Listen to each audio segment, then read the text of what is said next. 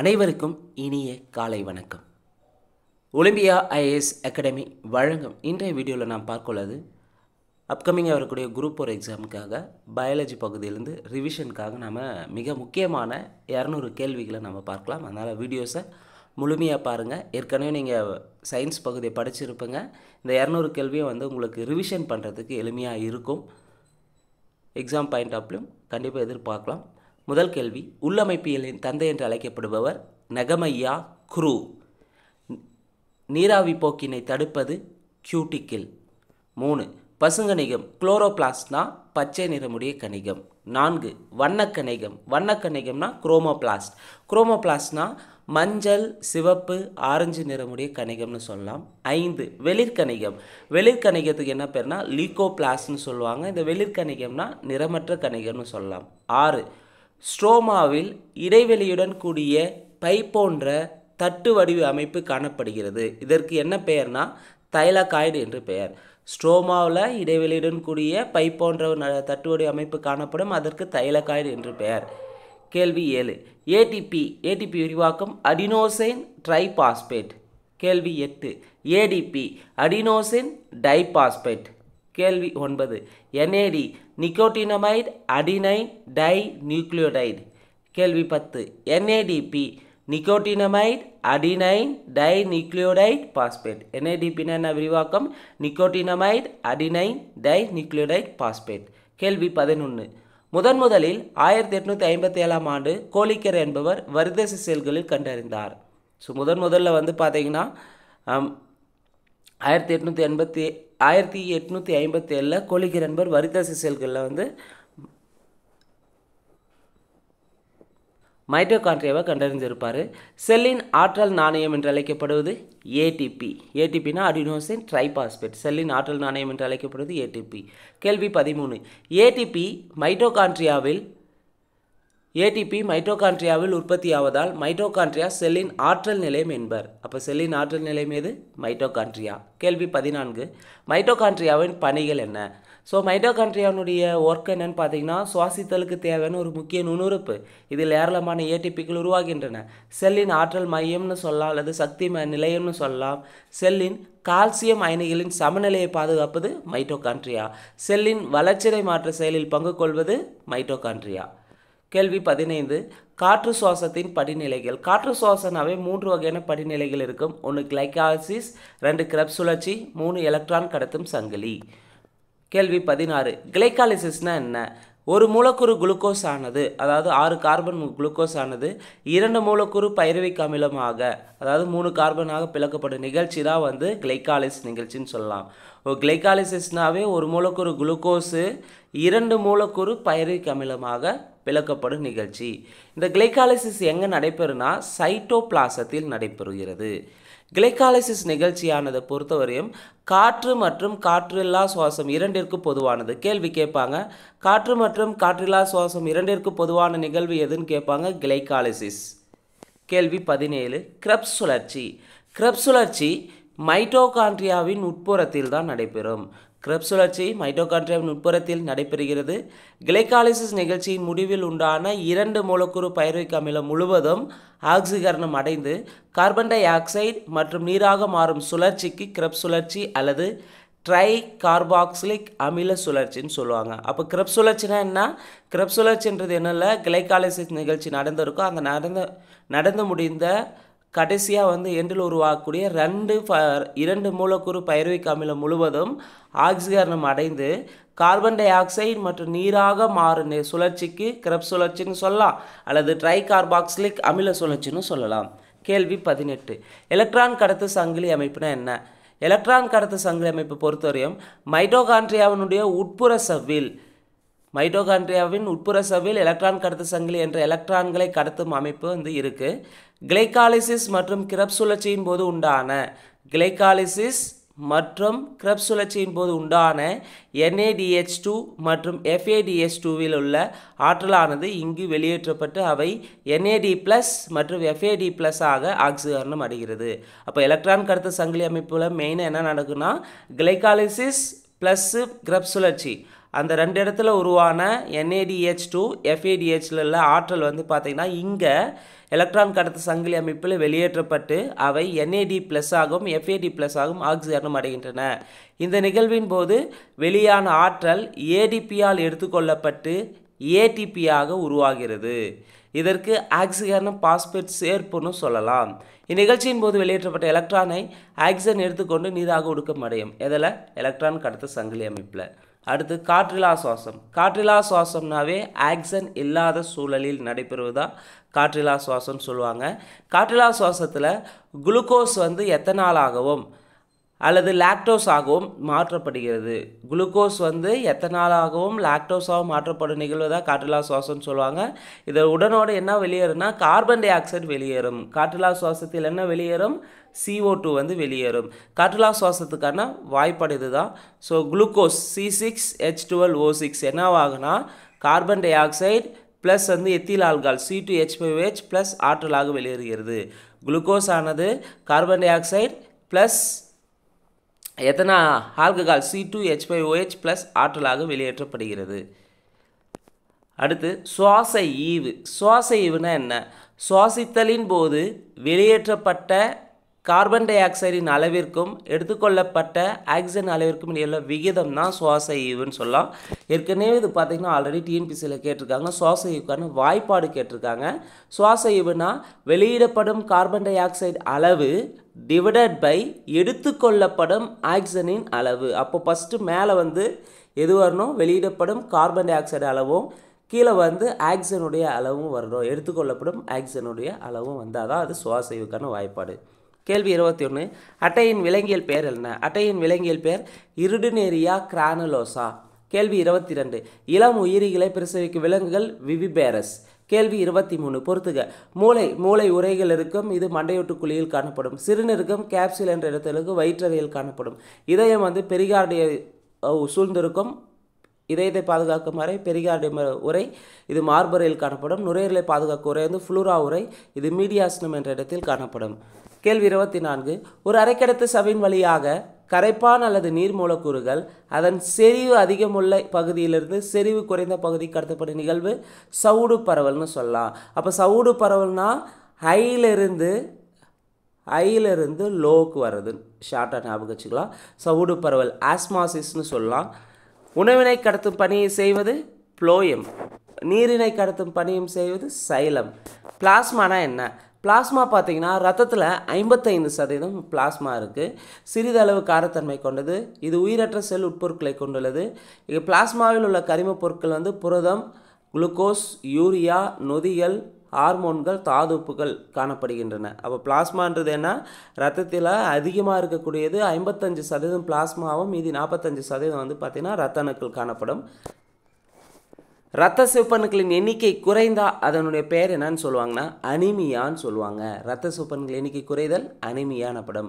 இரத்த அணுக்கள் எத்தனை வகைப்படும்? இரத்த அணுக்களை 3ஆக பிரிக்கிறாங்க. இரத்த சிவப்பணுக்கள் அல்லது எரித்ரோசைட்டுகள், இரத்த வெள்ளை அணுக்கள் அல்லது லியூகோசைட்டுகள், இரத்த தட்டுக்கள் அல்லது திரம்போசைட்டுகள். கேள்வி 30. இரத்த சிவப்பணுக்கள்னா என்ன அல்லது எரித்ரோசைட்னா என்ன? டீட்டெயிலாக பார்ப்போம். ஸோ இது மனித உடலில் அதிக அளவில் காணப்படக்கூடிய இரத்த செல்கள். இரத்த செல்கள் வந்து RBC வந்து எலும்பு மஜ்ஜையில் உருவாகின்றன. சுவாச நிறமியான யூமோகுளோபினை RBC கொண்டுள்ளதால் ரத்தம் சிவப்பு நிறத்துடன் காணப்படுகிறது. பாலூட்டிகளின் முதிர்ச்சி அடைந்த இரத்த சிவப்பணுவில் செல் நுண்ணுறுப்புகள் மற்றும் உட்கரு வந்து இரத்த சிவப்பணுவில் காணப்படாது. இவையினுடைய வடிவம் எப்படி இருக்குன்னா இருபுறமும் குளிர்ந்த தட்டு வடிவம் கொண்டவை.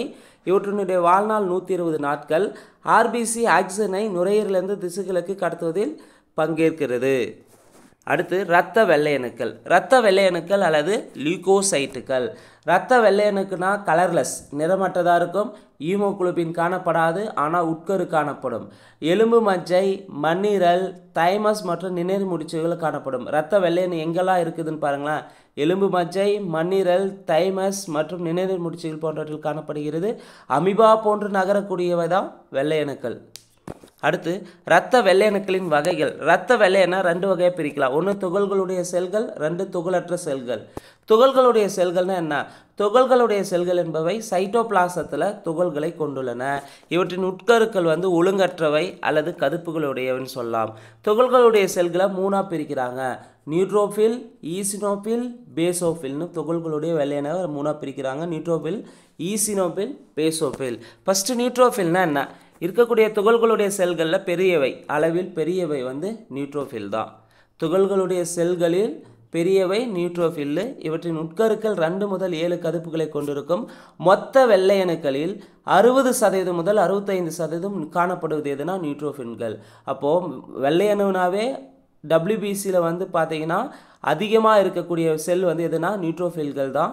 எவ்வளோ இருக்குன்னா 60 to 65% காணப்படுகிறது. அதே போல் நோய் தொற்று மற்றும் வீக்கத்தின் போது இவற்றின் எண்ணிக்கை அதிகரிக்கும். இப்போது நம்ம பாடியில் பார்த்தீங்கன்னா நோய் தொற்று அல்லது வீக்கம் ஏற்படும் போது எதனுடைய செல்களுடைய எண்ணிக்கை அதிகரிக்குன்னா நியூட்ரோஃபிலுடைய செல்கள் அதிகரிக்கும். அடுத்து ஈசினோஃபில்கள். ஈசினோஃபிலை பொறுத்தவரையும் இவற்றின் உட்கரு 2 கதுப்புகளை கொண்டிருக்கும். மொத்த வெள்ளையணுக்களில் 2 to 3% மட்டும் தான் காணப்படும். அப்போது மிக குறைவாக காணப்படுது மொத்த வெள்ளையணுக்களில் மிக குறைவாக காணப்படுற செல் எதுன்னு பார்த்தீங்கன்னா ஈசினோஃபில்கள். இவை என்ன பண்ணுன்னா உடலில் சில ஒட்டுண்ணி தொற்று அல்லது ஒவ்வாமை ஏற்படும் போது இவற்றின் எண்ணிக்கை அதிகரிக்கும். அப்போ அலர்ஜி நம்ம பாடியில் ஏற்பட்டுச்சுன்னா அப்போ எந்த செல் அதிகரிக்குன்னா ஈசினோஃபிலுடைய செல் அதிகரிக்கும். இது என்ன பண்ணுன்னா நச்சுகளை அழிக்கிறது, நச்சு முறிவினை ஏற்படுத்துவது ஈசினோஃபில்களின் முக்கிய பணியாகும். இரத்த வெள்ளையணுக்களில் மிக முக்கியமாக ஈசினோஃபில் என்ன பண்ணுது? நச்சுக்களை அழித்தல் மற்றும் நச்சு முறிவினை ஏற்படுத்துவது ஈசினோஃபில்களின் முக்கிய பணி. அடுத்து பேசோஃபில்கள். பேசோஃபில்லை பொறுத்தவரையும் கதுப்புடைய உட்கருவை கொண்டன. மொத்த வெள்ளையணுக்களில் 0.5%லேருந்து 10% வரை பேசோஃபில்கள் காணப்படுகிறது. இது வீக்கங்கள் உண்டாகும் போது வேதிப்பொருட்களை வெளியேற்றுகின்றன. அப்போ வீக்கங்கள் உண்டாகும் போது வேதிப்பொருட்களை வெளியேற்றுவது பேசோஃபில்கள். அடுத்து துகள்களற்ற செல்களை பார்க்கலாம். துகள்களற்ற செல்கள் 2 வகையாக பிரிக்கிறாங்க. ஏன்னா இதில் சைட்டோபிளாசத்தில் துகள்கள் காணப்படாது. ஸோ இந்த துகள்களற்ற செல்கள்னாவே லிம்போசைட்டுகள், மோனோசைட்டுகள். அப்போ ரத்த வெள்ளையணுக்களில் மொத்தம் எத்தனை வகையான செல்கள் இருக்குது? 5 வகையான செல்கள் இருக்குது. அதில் குறிப்பாக துகள்களுடைய இதில் 3 செல்லும், துகள்கள் அற்றதில் 2 செல்லும் காணப்படுது. துகள்கள் அற்ற செல்கள் என்னென்ன இருக்குன்னா லிம்போசைட், மோனோசைட். லிம்போசைட்னா என்ன? மொத்த வெள்ளையணுக்களில் 20%லேருந்து 30% லிம்போசைட் தான் காணப்படும். மொத்த வெள்ளையணுக்களில் 20 முதல் 30% லிம்போசைட் காணப்படுகிறது. வைரஸ் மற்றும் பாக்டீரியா நோய் தொற்றுதலின் போது இவை எதிர்ப்பொருளை உருவாக்கும். வைரஸ் மற்றும் பாக்டீரியா நோய் தொற்றுதலின் போது எதிர்ப்பொருளை உருவாக்குபவை லிம்போசைட்டுகள். 39 மோனோசைட்டுகள். ஸோ மோனோசைட்டுகள் பார்த்தீங்கன்னா லியூகோசைட்டுகளிலே மிகப்பெரியவை எதுனா மோனோசைட்டுகள் தான். லியூகோசைட்டுகளிலேயே மிகப்பெரியவை மோனோசைட்டுகள். இதனுடைய வடிவம் அமிமாய்டு வடிவம். மொத்த வெள்ளையணுக்களில் 5 to 6% உள்ளது. விலங்கு செல்களால் பாக்டீரியாவை விழுங்குகின்றன. எது? விலங்கு செல்களால் பாக்டீரியா விழுங்குபவை மோனோசைட்டுகள். அடுத்ததான் நான் பார்க்க போகிறது 40வது கேள்வி. இரத்த தட்டுக்கள் அல்லது த்ரம்போசைட்டுகள்னா பார்க்கலாம். இரத்த தட்டை பொறுத்தவரையும் இவை அளவில் சிறியவையாக இருக்கும், கலர்லெஸ்ஸாக இருக்கும், நிறமற்றவையாக இருக்கும், உட்கரு காணப்படாது. அப்போ ஆர்பிசிலையும் உட்கரு கிடையாது, இரத்த தட்டுக்கள்லேயும் உட்கரு கிடையாது. ஆனால் WBCயில் உட்கரு உண்டு. இரத்த தட்டுக்களை பொறுத்தவரையும் ஒரு கன மில்லிமீட்டர் ரத்தத்தில் 2,50,000 4 லட்சம் வரை இரத்த தட்டுக்கள் உள்ளன. இரத்த தட்டுக்கள் ஒரு கன மில்லிமீட்டர் ரத்தத்தில் 2,50,000 4 லட்சம் வரை இரத்த தட்டுக்கள் உள்ளன. இதனுடைய இரத்த தட்டுக்களினுடைய வாழ்நாள் 8லேருந்து 10 நாட்கள் ஆகும். இரத்த தட்டினுடைய வாழ்நாள் 8லேருந்து 10 நாட்கள் ஆகும். இவை மிக முக்கியமாக இரத்த உறைதலில் முக்கிய பங்கு வகிக்கின்றன. காயங்கள் ஏற்படும் பொழுது இரத்த உறைதலை ஏற்படுத்தி இரத்தப்போக்கை தடுக்கின்றன. இது இரத்த தட்டுகள். அடுத்து இரத்த சிவப்பணு எண்ணிக்கை குறைதல்னா அனிமியான்னு சொல்லலாம். இரத்த சிவப்பணுக்களின் எண்ணிக்கை குறைதலுக்கு என்ன பெயர்? அனிமியா. இரத்த வெள்ளையணுக்களின் எண்ணிக்கையை அதிகரித்தால் இரத்த வெள்ளையணு WBC ஒயிட் பிளட் செல்ஸுடைய எண்ணிக்கை இன்க்ரீஸ் ஆச்சுன்னா அது லியூகோசைட்டோசிஸ்னு சொல்லலாம். ரொம்ப ரொம்ப முக்கியமானது. மேட்ச் த ஃபாலோவிங்கில் கேட்கலாம். WBC எண்ணிக்கை அதிகரித்தால் லியூகோசைட்டோசிஸ், அதே WBC குறைந்தால் லியூகோபினியா. இரத்த வெள்ளையணுக்கள் WBC அதிகரித்தா லியூகோசைட்டோசிஸ், குறைந்தால் லியூகோபீனியா. அதே இரத்த தட்டுக்களின் எண்ணிக்கை குறைதல் வந்து த்ரோம்போசைட்டோபீனியா. பீனியானாவே குறைதல் ஞாபகம் வச்சுக்கோங்க. இரத்த தட்டுக்களின் எண்ணிக்கை குறைதல் த்ரோம்போசைட்டோபீனியா. த்ரோம்போசைட்டோபீனியா. நவீன உடற்செயலின் தந்தை என்று அழைக்கப்படுபவர் வில்லியம் ஆர்வி 1628. நவீன உடற்செயலின் தந்தை என்று அழைக்கப்படுபவர் யாரு? William RV. மூடிய இரத்த ஓட்ட மண்டலத்தினை கண்டறிந்தவர் வில்லியம் ஆர்வி. எஸ்ஏ கணுவானது சைனோ ஆரிக்கர் கணுவானது இதயத்தின் பேஸ்மேக்கராக செயல்படுகிறது. அப்போ இதயத்தின் பேஸ்மேக்கராக செயல்படுது எஸ்ஏ கணு.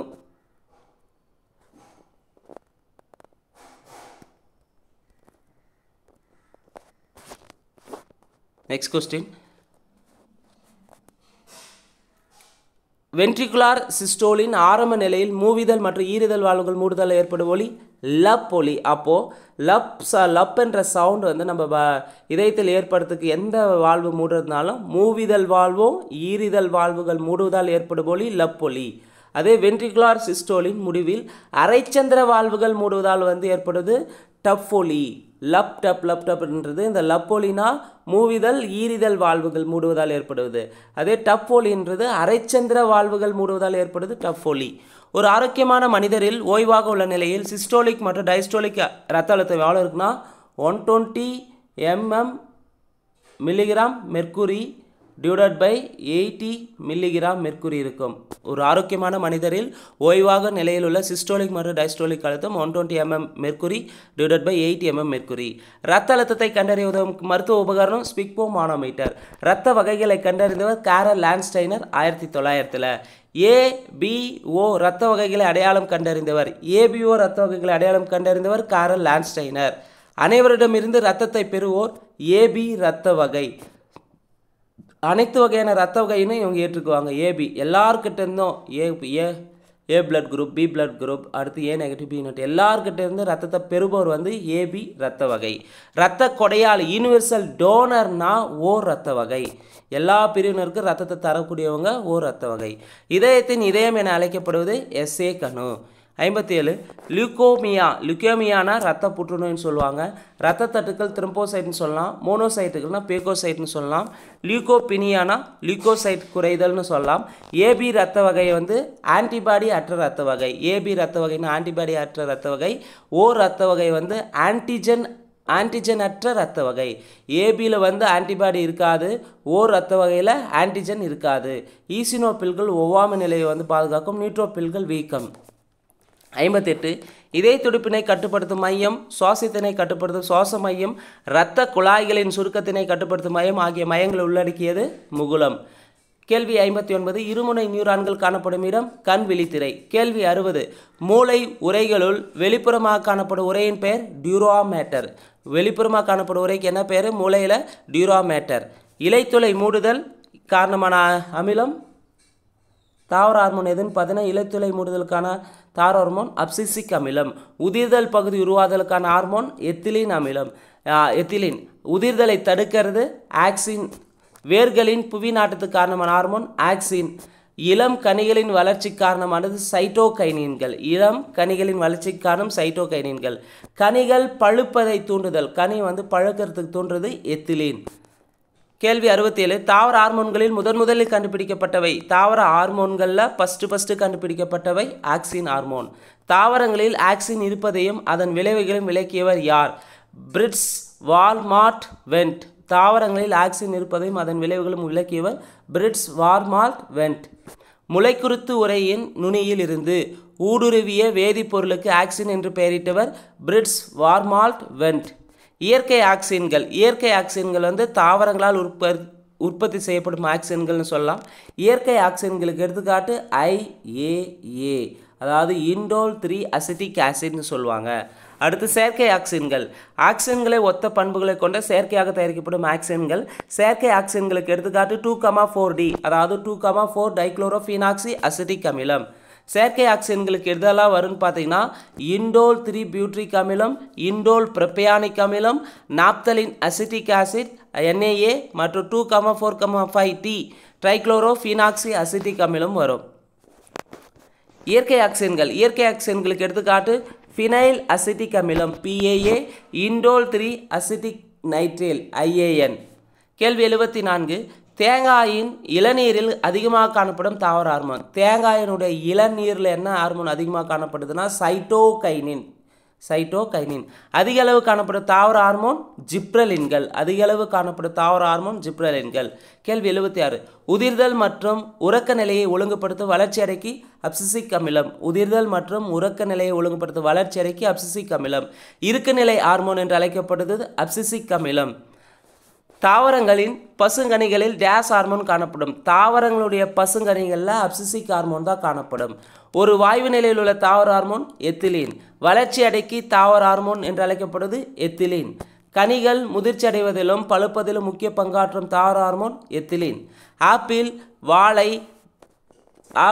வாழை தர்பூசணி போன்ற தாவரங்களில் கனிகள் பழுக்கும் போது அதிக அளவு டேஸ் உற்பத்தி ஆகிறது. பழுக்கிறதுனாவே எத்திலீன் ஹார்மோன் தான். நுரையீரல் தமனியை தவிர மற்ற அனைத்து தமனிகளும் ஆக்சன் மிகுந்த ரத்தத்தினை எடுத்து செல்லும். அப்போ எல்லா தமனியும் ஆக்சன் உள்ள ரத்தத்தை எடுத்து செல்லும். நுரையீரல் தமனி ஆக்சன் அற்ற ரத்தத்தை எடுத்து செல்லும். நுரையீரல் தமனி மற்றும் ஆக்சன் குறைந்த இரத்தத்தினை நுரையீரல்களுக்கு எடுத்து செல்கிறது. நாளமில்லா சுரப்பி மண்டலத்தின் தந்தை என்று அழைக்கப்படுபவர் தாமஸ் அடிசன். நாளமில்லா சுரப்பி மண்டலத்தின் தந்தை என்று அழைக்கப்படுபவர் தாமஸ் அடிசன். ஹார்மோன் என்ற சொல்லை முதலில் அறிமுகப்படுத்தியவர்கள் WH பெய்லிஸ் மற்றும் EH ஸ்டார்லிங் 1909 அறிமுகப்படுத்தியிருப்பாங்க. ஹார்மோன் என்ற சொல்லை முதலில் அறிமுகப்படுத்தியவர்கள் WH பெய்லிஸ் மற்றும் EH ஸ்டார்லிங். கேள்வி 87 WH பெய்லிஸ் மற்றும் EH ஸ்டார்லிங் ஆகியோர் முதலில் கண்டறிந்த ஹார்மோன் செக்ரிட்டின் ஹார்மோன். தலைமை சுரப்பி என்று அழைக்கப்படுவது பிட்யூட்ரி சுரப்பி. கேள்வி 89 பிட்யூட்ரியின் முன்கதுப்பு அடினோ ஹைப்போபைசிஸ்ன்னு சொல்லுவாங்க. இந்த அடினோ ஹைப்போபைசிஸ் சுரக்கும் ஹார்மோன்கள் வளர்ச்சி ஹார்மோன், தைராய்டை தூண்டும் ஹார்மோன் TCH, அடுத்து அட்ரினோ கார்டிகோட்ரோபிக் ஹார்மோன் அல்லது அட்ரினல் புரணியை தூண்டும் ஹார்மோன் ACTH, கொனோட்ரோபிக் ஹார்மோன், அடுத்து புரோலாக்டின் ஹார்மோன். ஸோ இங்கே வந்து பார்த்தீங்கன்னா 5 வகையான ஹார்மோனை பிட்யூட்ரிக் முன்கதுப்பு அடினோ ஹைப்போசிஸ் ஹார்மோன் சுரக்கிறது. வளர்ச்சி ஹார்மோன், தைராய்டை தூண்டும் ஹார்மோன், அட்ரினோ கார்டிகோட்ரோபிக் ஹார்மோன் அல்லது அட்ரினல் புரணியை தூண்டும் ஹார்மோன், கொனோட்ரோபிக் ஹார்மோன், புரோலாக்டின் ஹார்மோன். அடுத்து ஃபஸ்ட்டு வளர்ச்சி ஹார்மோன்னா என்னன்னு பார்க்கலாம். growth ஹார்மோன் சொல்லுவாங்க. இவை உடல் திசுக்களின் வளர்ச்சி மற்றும் பெருக்கத்தை ஊக்குவிக்கும். தசைகள், குருத்தெலும்பு மற்றும் எலும்புகளின் வளர்ச்சியை தூண்டும். செல்களின் வளர்ச்சிதை மாற்றத்தை கட்டுப்படுத்தும். 91 வளர்ச்சி ஹார்மோனின் முறையற்ற சுரத்தலால் ஏற்படும் விளைவுகள். இந்த growth ஹார்மோன் சரியாக சுரக்காதனால என்னென்ன பிரச்சனை வருதுன்னா குள்ளத்தன்மை. குறைவாக சுரக்கிறதுனால குழந்தைகளில் குள்ளத்தன்மை ஏற்படும். எது? growth hormone. வளர்ச்சி ஹார்மோன் குறைவாக சுரக்கிறதுனால குள்ளத்தன்மை குழந்தைகளுக்கு ஏற்படும். இதனுடைய சிம்டம்ஸ் எப்படி இருக்குன்னா குன்றிய வளர்ச்சி, எலும்புகள் உருவாவதில் தாமதம் இருக்கும், மன வளர்ச்சி குறைபாடு காணப்படும். அடுத்து அசுரத்தன்மை. குழந்தைகள் வளர்ச்சி ஹார்மோன் அதிகமாக சுரந்தால் அது மிகையான வளர்ச்சியுடையவர்களாக இருப்பாங்க. அக்ரோமெகாலினா பெரியவர்களுக்கு அதிகப்படியான வளர்ச்சி ஹார்மோன் சுரத்தல் காரணமாக முகம், தலை, கை, கால்கள் ஆகியவை அதிகமான வளர்ச்சியை பெற்றிருப்பாங்க. இதுதான் அக்ரோமெகாலி. அப்போ வளர்ச்சி ஹார்மோன் சரியாக சுரக்காததுனால என்னென்ன பிரச்சனை ஏற்படும்னா குள்ளத்தன்மைனா குறைவாக சுரக்கிறதுனால யாருக்கு ஏற்படும்? குழந்தைக்கு ஏற்படும். அதே போல் அசுரத்தன்மைனா அதே குழந்தைகளுக்கு ஏற்படும், அதிகமாக சுரக்கிறதுனால இந்த வளர்ச்சி ஹார்மோன். அடுத்து அக்ரோமெகாலி யாருக்கு ஏற்படும்? பெரியவர்களுக்கு தான் ஏற்படும். எதனால்? வளர்ச்சி ஹார்மோன் அதிகமாக சுரக்கிறதுனால பெரியவர்களுக்கு முகம், தலை, கை, கால்கள் அதிகளவு வளர்ச்சியை காணப்படும். அடுத்து தைராய்டை தூண்டும் ஹார்மோன் TCHன்னு சொல்லுவாங்க. இது தைராய்டு சுரப்பின் வளர்ச்சியை கட்டுப்படுத்தி அதன் செயல்களையும் ஹார்மோன் சுரத்தில் ஒருங்கிணைக்கிறது. அடுத்தது 93 அட்ரினோ கார்டிகோட்ரோபிக் ஹார்மோன் அல்லது அட்ரினல் புரணியை தூண்டும் ஹார்மோன் ACTH ஷார்ட்டாக சொல்லலாம்.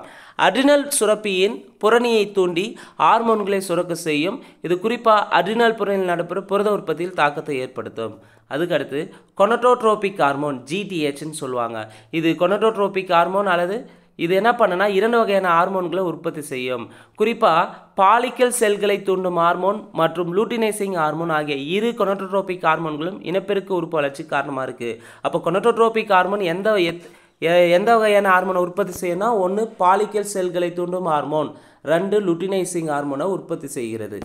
பாலிக்கல்களை தூண்டும் ஹார்மோன் FSH பாலிக்கல்களை தூண்டும் ஹார்மோன் பார்த்தீங்கன்னா குறிப்பாக ஆண்களில் விந்தகங்களின் எபித்திலியத்தை தூண்டுவதன் மூலம் விந்தணுக்கள் உருவாக்கத்திற்கும் பெண்களின் அண்டக சுரப்பினுள் அண்ட செல்கள் வளர்ச்சி அடைவதை ஊக்குவித்தற்கு காரணமாகிறது. அப்போ பாலிக்கல்களை தூண்டும் ஹார்மோனாவே ஆண் பெண் இருபாலருக்கும் உதவுகிறது. அடுத்து லுட்டினைசிங் ஹார்மோன் LHன்னு சொல்லுவாங்க. இது ஆண்களில் லீடிக் செல்கள் தூண்டப்படுவதன் மூலம் ஆண் இனப்பெருக்க ஹார்மோனான டெஸ்டோஸ்டெரோனை சுரக்க காரணமாகிறது. அப்போ லுட்டினைசிங் ஹார்மோன் எதுக்கு பயன்படுதுன்னா ஆண்களில் லீடிக் செல்கள் தூண்டப்படுவதன் மூலம் ஆண் இனப்பெருக்க ஹார்மோனான டெஸ்டோஸ்டெரோனை சுரக்க காரணமாகிறது. அப்போ ஆண் இனப்பெருக்க ஹார்மோனான டெஸ்டோஸ்டெரோனை சுரக்க காரணமான ஹார்மோன் லுட்டினைசிங் ஹார்மோன். அதே போல பெண்களின் அண்டம் விடுபடும் முதிர்ந்த கிராப்பியன் பாலிக்கிலிருந்து அண்டம் விடுபடுதல் செயலுக்கும் கார்பஸ் லூட்டியம் வளர்ச்சியடையவும் பெண் இனப்பெருக்க ஹார்மோன்களான ஈஸ்ட்ரோஜன் புரோஜெஸ்டரோன் உருவாக்கத்திற்கு காரணமாக உள்ள ஹார்மோன் லுட்டினைசிங் ஹார்மோன். ஆண்களில் டெஸ்டோஸ்டிரான் ஆண் இனப்பெருக்க ஹார்மோனை டெஸ்டோஸ்டிரானை சுரக்க காரணமாக லுட்டினைசிங் ஹார்மோன் தான். பெண்களில் பார்த்தீங்கன்னா அண்டம் விடுபடும் செயலுக்கும் கார்பஸ் லூட்டியம் வளர்ச்சியடைய பெண் இனப்பெருக்க ஹார்மோன்களான ஈஸ்ட்ரோஜன் புரோஜெஸ்டரோன் உருவாக்கத்திற்கு காரணமான ஹார்மோன் எது? Luteinizing hormone. அடுத்து புரோலாக்டின் ஹார்மோன். புரோலாக்டின் ஹார்மோனை பொறுத்தவரை இது லாக்டோஜெனிக் ஹார்மோன்னு சொல்லலாம். குழந்தை பேறு காலத்தில் பால் சுரப்பின் வளர்ச்சி மற்றும் குழந்தை பேற்றிற்கு பின் பால் உற்பத்தியை தூண்டவும் செய்யவும் பார்த்தீங்கன்னா புரோலாக்டின் ஹார்மோன். அடுத்து 98 பிட்யூட்டரியின் பின்கதுப்பு. பிட்யூட்டரியின் பின்கதுப்பை பொறுத்தவரையும் நியூரோ ஹைப்போபைசிஸ்னு சொல்லலாம். நியூரோ ஹைப்போபைசிஸை பொறுத்தவரை 2 வகையான ஹார்மோன் தான் சுரக்குது. ஒன்று வாசோப்ரிசின் அல்லது ஆன்டி டையூரிட்டிக் ஹார்மோன் ADHன்னு சொல்லுவாங்க. 2 ஆக்சிடோசின் ஹார்மோன். அப்போ பிட்யூட்டரியை பொறுத்தவரையும் முன்கதுப்பு பின்கதுப்புன்னு பிரிக்கிறாங்க. முன்கதுப்பு பார்த்தீங்கன்னா 5 வகையான ஹார்மோனையும் பின்கதுப்பு 2 வகையான ஹார்மோனையும் சுரக்கிறது. பின்கதுப்பு நியூரோ ஹைப்போபைசிஸ் சொல்லலாம். அதில் 2 வகையான ஹார்மோன், ஒன்று வாசோப்ரிசின் அல்லது anti diuretic hormone, 2 oxytocin hormone. First 1 by 1 பார்க்கலாம். வாசோப்ரிசின் அல்லது ஆன்டி டையூரிட்டிக் ஹார்மோன் என்னப்படும்? வாசோப்ரிசின் பார்த்தீங்கன்னா சிறுநீரக குழல்களில் நீர் மீள உறிஞ்சப்படுதலை அதிகரிக்கிறது. இதன் காரணமாக சிறுநீர் மூலம் வெளியேற்றப்படும் நீர் இழப்பை குறைக்கும். இது ஆன்டி டையூரிட்டிக் ஹார்மோன், அதாவது சிறுநீர் பெருக்கெதிர் ஹார்மோன்னு சொல்லலாம். வாசோப்ரிசின் அல்லது ஆன்டி டையூரிட்டிக் ஹார்மோன். அப்போ சிறுநீரக குழல்கள் நீர் மீள உறிஞ்சப்படுதலுக்கு அதிகப்படுத்துவது எது? வாசோப்ரிசின் ஹார்மோன் அல்லது ஆன்டி டையூரிட்டிக் ஹார்மோன். இந்த ADH குறைவாக சுரப்பதால் நீர் மேலே உறிஞ்சப்படுவது குறைவதால் அதிகப்படியான சிறுநீர் வெளியேற்றும் நிலை பாலியூரியான்னு சொல்லலாம். இக்குறைபாடு தான் டயாபெட்டிஸ் இன்சிபிடிஸ்ன்னு சொல்லலாம். ADH குறைவாக சுரக்கிறதுனால தான் ஆன்டி டையூரிட்டிக் ஹார்மோன் குறைவாக சுரப்பதுனால நீர் மேலே உறிஞ்சப்படுவது குறையிறதுனால அதிகப்படியான சிறுநீர் வெளியேற்று நிலை ஏற்படுகிறது. பாலியூரியான்னு சொல்லலாம். இக்குறைபாடு தான் டயாபெட்டிஸ் இன்சிபிடஸ்ன்னு சொல்லுவாங்க. அதிக அளவு சிறுநீர் வெளியேறும் நிலையை டயாபெட்டிஸ் இன்சிபிடிஸ்ன்னு சொல்லலாம் அந்த நோயின் பெயர். அடுத்து ஆக்சிடோசின், ரொம்ப முக்கியமான ஒரு ஹார்மோன், ரிப்பீட்டடாக கேட்கக்கூடிய கேள்வி கூட. ஆக்சிடோசின் ஹார்மோன் பெண்களின் குழந்தை பேற்றின் போது கருப்பையை சுருக்கியும் விரிவடைய செய்தும் குழந்தை பேற்றிற்கு பிறகு பால் சுரப்பிகளில் பாலை வெளியேற்றுவதற்கு காரணமாகுது ஆக்சிடோசின் ஹார்மோன். 101 காலத்தூதுவர்கள் என்று அழைக்கப்படும் ஹார்மோன் மெலட்டோனின் ஹார்மோன். காலத்தூதுவர்கள் என்று அழைக்கப்படும் ஹார்மோன் மெலட்டோனின் ஹார்மோன். கேள்வி 102 தைராய்டு சுரப்பி. தைராய்டு சுரப்பியை பொறுத்தவரையும் மூச்சுக்குழலின் இருபுறமும் பக்கத்துக்கு ஒன்றாக 2 கதுப்புகளாக காணப்படும். இந்த 2 கதுப்புகளும் இஸ்துமஸ் எனும் மெல்லிய திசுக்கற்றையால் இணைக்கப்பட்டுள்ளன. இச்சுரப்பி பல நுண்கதுப்புகளால் ஆனது. இந்த நுண்கதுப்புகள் கனச்சதுர எபித்திலிய செல்களை கொண்டுள்ளன. நுண்கதுப்புகளின் உள்ளே தைரோகுளோபுலின் எனும் கூழ்ம பொருள் காணப்படும். தைராய்டு ஹார்மோன் உற்பத்திக்கு டைரோசின் எனும் அமினோ அமிலமும் அயோடினும் காரணமாக இருக்குது. இப்போ தைராய்டு ஹார்மோன் உற்பத்திக்கு மிக முக்கியமாக டைரோசின் என்னும் அமினோ அமிலமும் அயோடினும் காரணம். அடுத்து தைராய்டு சுரப்பியில் சுரக்கும் ஹார்மோன்கள். தைராய்டு சுரப்பியில் 2 வகையான ஹார்மோன் சுரக்கிறது. ஒன்று ட்ரைஐடோதைரோனின் T3 T4ன்னு சொல்லுவாங்க ஷார்ட்டாக. ட்ரைஐடோதைரோனின். 2 டெட்ராஐடோதைரோனின் அல்லது தைராக்சின். தைராக்சின்னா T4, தைரோனினா T3. தைராய்டு ஹார்மோன்களின் பணிகள் பார்க்கலாம். அடிப்படை வளர்ச்சிதை மாற்று விதத்தை பராமரித்து ஆற்றலை உற்பத்தி செய்கிறது. வெப்பநிலையை சமநிலையில் பராமரிக்கும். மைய நரம்பு மண்டலத்தின் செயல்பாடுகள் பங்கேற்கும். உடல் வளர்ச்சி மற்றும் எலும்புகள் உருவாக்கும் ஆகியவற்றை கட்டுப்படுத்தும். உடல் மனம் மற்றும் ஆளுமை வளர்ச்சியில் முக்கிய பங்காற்றுகிறது. அதனால தான் இதை ஆளுமை ஹார்மோன் அழைக்கிறாங்க. தைராய்டு ஹார்மோன் என்னன்னு சொல்கிறாங்க? ஆளுமை ஹார்மோன் சொல்கிறாங்க. செல்களில் வளர்ச்சிதை மாற்றத்தை ஒழுங்குபடுத்துகிறது. அடுத்து தைராய்டு சுரப்பின் என்னென்ன குறைபாடு ஏற்படுனா ஹைப்போதைராய்டிசம், எளிய goitre, cretinism, myxoedema, hyper thyroidism.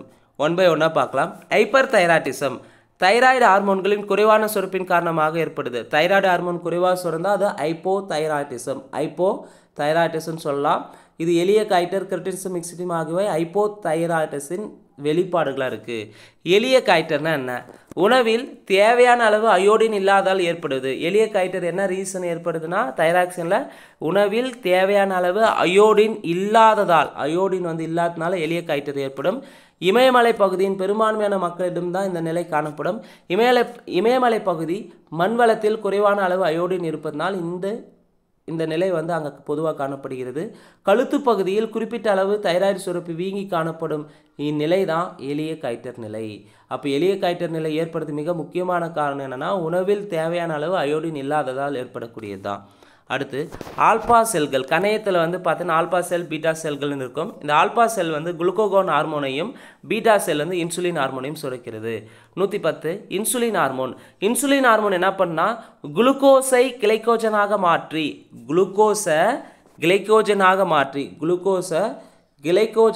மாற்றி கல்லீரல் மற்றும் தசைகளில் சேமிக்கும். எது? இன்சுலின். செல்களுக்குள் குளுக்கோஸ் செல்வதை ஊக்குவிக்கும். இரத்தத்தில் குளுக்கோஸ் அளவை குறைப்பது. இன்சுலினுடைய மிக முக்கியமான பணி என்னன்னா, இரத்தத்தில் குளுக்கோஸ் அளவை குறைக்கும். அடுத்து குளுக்கோகான். குளுக்கோகான் பார்த்தீங்கன்னா கல்லீரலில் கிளைக்கோஜன் குளுக்கோஸாக மாற்றமடைய செய்கிறது. கல்லீரலில் கிளைக்கோஜன் குளுக்கோஸாக மாற்றமடைய செய்கிறது. இரத்தத்தில் குளுக்கோஸ் அளவை அதிகரிப்பது. இரத்தத்தில் குளுக்கோஸ் அளவை அதிகரித்தா அது குளுக்கோகான். அதே இரத்தத்தில் குளுக்கோஸ் அளவை குறைத்தால் அது இன்சுலின். இரத்தத்தில் குளுக்கோஸ் அளவு குறைக்கிறது, இன்சுலின் அதிகரிக்கிறது, குளுக்கோகான். டயாபெட்டிஸ் மெலிட்டஸ்னா என்ன? டயாபெட்டிஸ் மெலிட்டஸ்னா இன்சுலின் சுரப்பில் குறைபாடு ஏற்படுவதால் உண்டாவதா டயாபெட்டிஸ் மெலிட்டஸ். இன்சுலின் குறைவாக சுரக்கிறதுனால ஏற்படுதா டயாபெட்டிஸ் மெலிட்டஸ்ன்னு சொல்லலாம். அதில் இரத்த சர்க்கரை அளவு அதிகரித்தல், ஹைப்பர் கிளைசீமியா, இரத்த சர்க்கரை அளவு இன்க்ரீஸ் ஆகிறது என்னன்னு சொல்லலாம்னா ஹைப்பர் கிளைசீமியான்னு சொல்லலாம். சிறுநீரில் அதிகப்படியான குளுக்கோஸ் வெளியேறுதல், கிளைக்கோசூரியா. சிறுநீரில் அதிகப்படியான குளுக்கோஸ் வெளியேறினா கிளைக்கோசூரியா. அடிக்கடி சிறுநீர் கழித்தல், பாலியூரியா. அடிக்கடி சிறுநீர் கழித்தல்னா பாலியூரியா. அடிக்கடி தாகம் எடுத்தல், பாலிடிப்சியா. அடிக்கடி பசி எடுத்தல், பாலிபேஜியா. இது எல்லாமே டயாபெட்டிஸ் மெலிட்டஸ் இதனுடைய சிம்டம்ஸ்ன்னு சொல்லலாம். அடிக்கடி சிறுநீர் கழிக்கிறது, அடிக்கடி தாகம் எடுக்கிறது, அடிக்கடி பசி எடுக்கிறது, இது எல்லாமே டயாபெட்டிஸ் மெலிட்டஸினுடைய அறிகுறிகள். மனித insulin hormone Frederick Banting, Charles best மற்றும் மெக்லாண்ட் ஆகியோரால் முதலில் கண்டறியப்பட்ட ஆண்டு 1921. அப்போ மனித இன்சுலின் ஹார்மோனை கண்டறிந்தது 3 பேர் கண்டுபிடிச்சிருப்பாங்க. Frederick Banting, Charles Best, Macleod. எப்போனா 1921. முதலில் நீரிழிவு நோயை குணப்படுத்துவதற்காக இன்சுலின் பயன்படுத்தப்பட்ட ஆண்டு 1922. முதல்ல நீரிழிவு நோயை குணப்படுத்துவதற்காக இன்சுலின் பயன்படுத்தப்பட்ட ஆண்டு 1922 ஜனவரி 11. ஜிப்ரலின்களின் முக்கிய விளைவு குட்டை தாவரங்களை நீட்சியடைய செய்வது. 116 நுனி ஆதிக்கத்தின் மீது நேர் விளைவை உருவாக்கும் ஹார்மோன் ஆக்சின் ஹார்மோன். நுனி ஆதிக்கத்தின் மீது நேர் விளைவை உருவாக்கும் ஹார்மோன் ஆக்சின் ஹார்மோன். கேள்வி 117 இயற்கையாக தாவரங்களில் காணப்படும் ஹார்மோன்கள் ஜிப்ரலின், GA3, IAA. இயற்கையாக தாவரங்களில் காணப்படும் ஹார்மோன்கள் ஜிப்ரலின், GA3, IAA. கேள்வி 118 அவினா மூளைக்குருத்து உரை ஆய்வு டேஸ் என்பவரால் மேற்கொள்ளப்பட்டது. FW வென்ட் என்பவரால் ஏற்படுத்தப்பட்டது.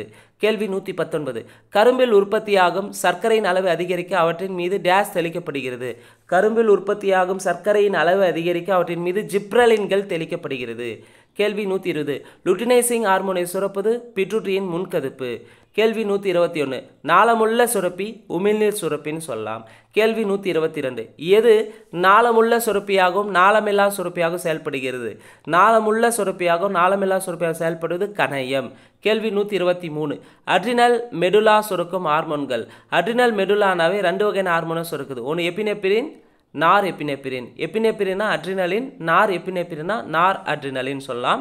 இந்த எபினெப்ரினையும் நார் எபினெப்ரினையும் என்னன்னு சொல்லுவாங்கன்னா அவசர கால ஹார்மோன்கள்னு சொல்லுவாங்க. அவசர கால ஹார்மோன்கள் சொல்லலாம். குறிப்பாக இந்த அவசர கால ஹார்மோன்கள் மன அழுத்தம், டிப்ரெஷன் டைம்லும் உணர்ச்சி வசப்படும் காலங்களில் இந்த அவசர கால ஹார்மோன் உற்பத்தி ஆகிறது. குறிப்பாக இந்த அவசர கால ஹார்மோனை அட்ரினலின் ஹார்மோனை சண்டை ஹார்மோன், பயமுறுத்தும் ஹார்மோன் அல்லது பறக்கும் ஹார்மோன்கள் என்று அழைக்கிறாங்க. கேள்வி 124 லீடிக் செல்கள் டெஸ்டோஸ்டெரோன் எனும் ஹார்மோன் லீடிக் செல்கள் டெஸ்டோஸ்டிரோன் என்னும் ஆண் இனப்பெருக்க ஹார்மோனை சுரக்கின்றன. அப்போ டெஸ்டோஸ்டிரோன் என்னும் ஆண் இனப்பெருக்க ஹார்மோனை சுரக்கும் செல்கள் லீடிங் செல்கள். புரோஜெஸ்டிரான் பார்த்தீங்கன்னா அண்டம் விடுபடும் போது பிரியும் பாலிக்கல்கள் உருவாகும் கார்பஸ் லூட்டியத்தில் உற்பத்தி ஆகிறது. கேள்வி 126. உயிர்காக்கும் பணியை மிகுந்த அழுத்த நிலைகளில் மேற்கொள்வது கார்டிசோல். உயிர்காக்கும் ஹார்மோன் என்று அழைக்கப்படுவது கார்டிசோல் ஹார்மோன். பிற வகையான உடல் இனப்பெருக்கத்தில் துண்டாதல் ஸ்பைரோகைரா இனப்பெருக்கம். ஸ்பைரோகைரா துண்டாதல் முறையில் இனப்பெருக்கம் செய்கிறது. பிளத்தல் அமீபா பிளத்தல் முறையில் இனப்பெருக்கம் செய்கிறது. ஈஸ்ட் மொட்டு விடுதல் அல்லது அரும்புதல் முறையில் இனப்பெருக்கம் செய்கிறது. அப்போ ஸ்பைரோகைர்னா துண்டாதல் முறையில் இனப்பெருக்கம் செய்கிறோம். அமீபானா பிளத்தல் முறையில் இனப்பெருக்கம் செய்யும். ஈஸ்ட் மொட்டு விடுதல் அல்லது அரும்புதல் மூலம் இனப்பெருக்கம் செய்யும். கிரிட்டினிசம்னா என்ன? குழந்தைகளில் குறைவான தைராய்டு ஹார்மோன் சுரப்பதால் ஏற்படுவதா கிரிட்டினிசம். குழந்தைகளில் குறைவான தைராய்டு ஹார்மோன் குறைவாக சுரந்தால் அது கிரிட்டினிசம் சொல்லுவாங்க. அறிகுறிகள் குள்ளத்தன்மை, குறைவான மன வளர்ச்சி, குறைபாடான எலும்புகள் வளர்ச்சி, இவர்களை கிரிட்டின்கள்னு சொல்லலாம். மிக்சிடிமானா என்ன? பெரியவர்களில் தைராய்டு ஹார்மோன் குறைவாக சுரந்தால் அது மிக்சிடிமான்னு சொல்லுவாங்க. தைராய்டு ஹார்மோன் குறைவாக சுரந்தால் குழந்தைகளில் அது கிரிட்டினிசம். அதே தைராய்டு ஹார்மோன் பெரியவர்களில் குறைவாக சொன்னால் அது மிக்சிடிமாவுடைய சிம்டம்ஸ் பார்த்தீங்கன்னா குறைவான மூளை செயல்பாடு, முகம் உப்பி அல்லது வீங்கிய தோற்றம், உடல் எடை அதிகரிக்கும். அடுத்து ஹைப்பர் தைராய்டிசம்னா தைராய்டு ஹார்மோன்களின் அதிகரித்த சுரப்பின் காரணமாக கிரேவின் நோய் எக்ஸாப்தால்மிக் காய்டர் பெரியவர்களில் ஏற்படுகிறது.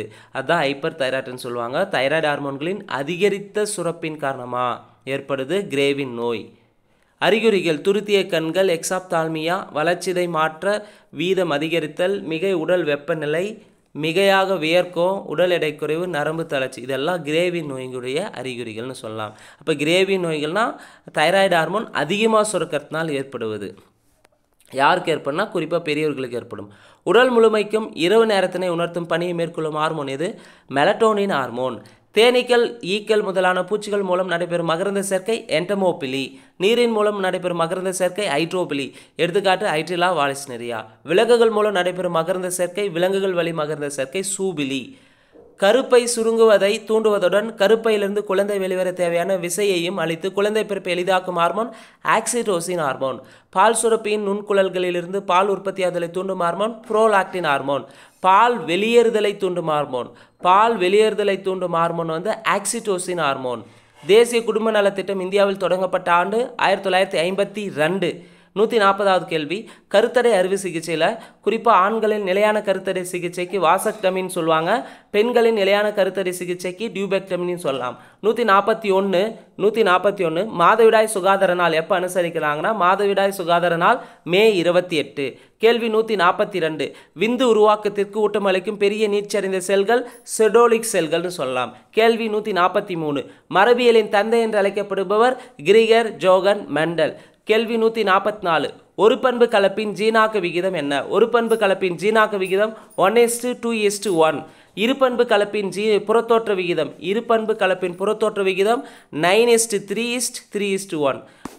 இருபண்பு கலப்பின் புறத்தோற்ற விகிதனாவே 9:3:1. அதே ஒரு பண்பு கலப்பின் ஜீனாக்க விகிதம் 1:2:1.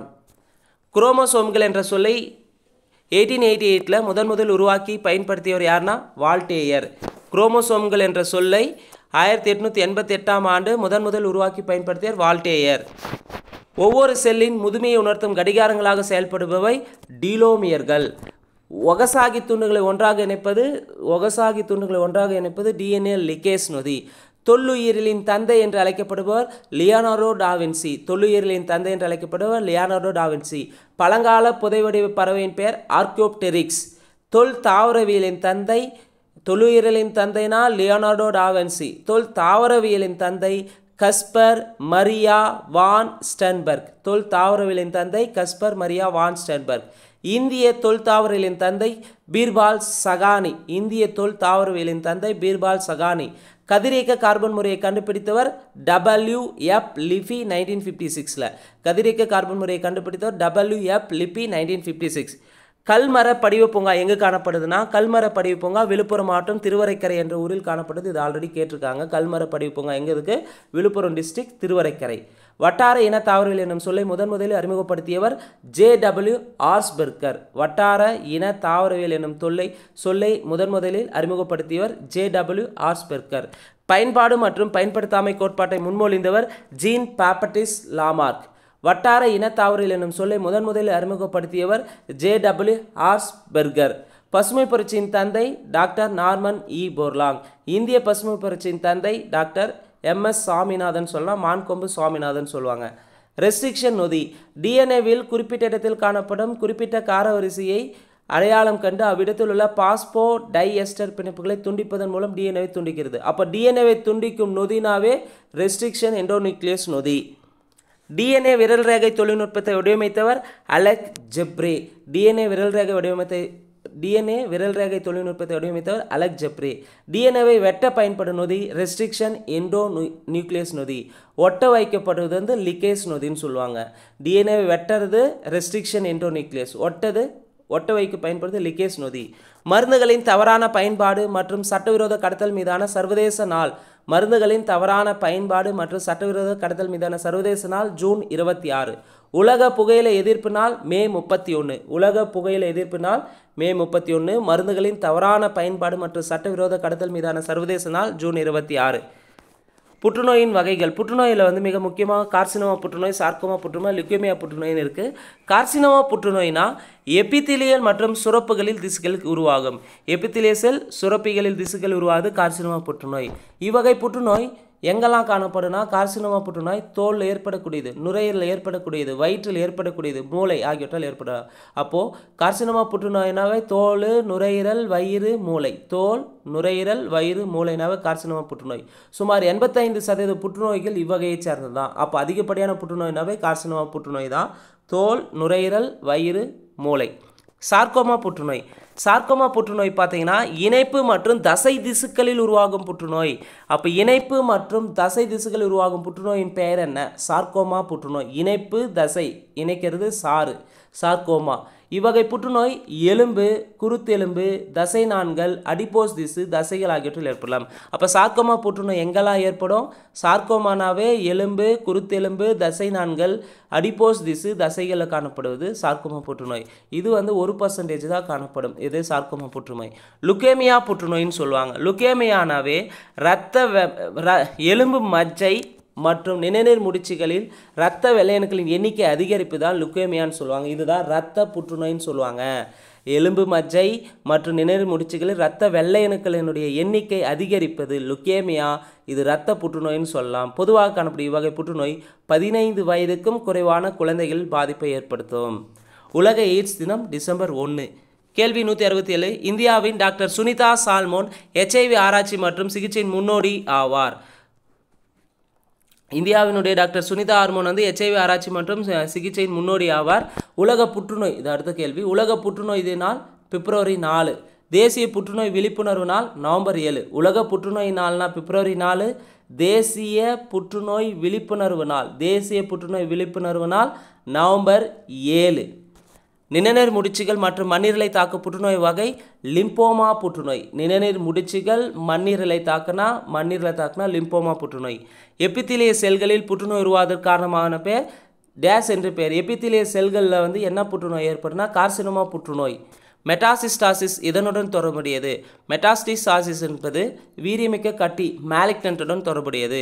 பாலிபேஜியா என்ற நிலை டேஸில் காணப்படும். பாலிபேஜியா என்பது டயாபெட்டிஸ் மெலிடஸில் காணப்படும். மது, அது டைப்பிங் மிஸ்டேக் ஆகிருக்கு.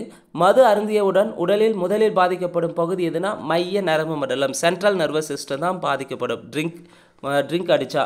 அடுத்து 174. டேஸ் அதிகப்படியான பயன்படுத்துவதனால் கல்லீரலில் சிரோசிஸ் நோய் ஏற்படுகிறது. ஆல்கஹால் அதிகமாக யூஸ் பண்ணுறதுனால. இரத்த புற்றுநோய்க்கு டேஸ் என்று பெயர் லுக்கேமியா என்று பெயர். உலக யோகா தினம் ஜூன் 21.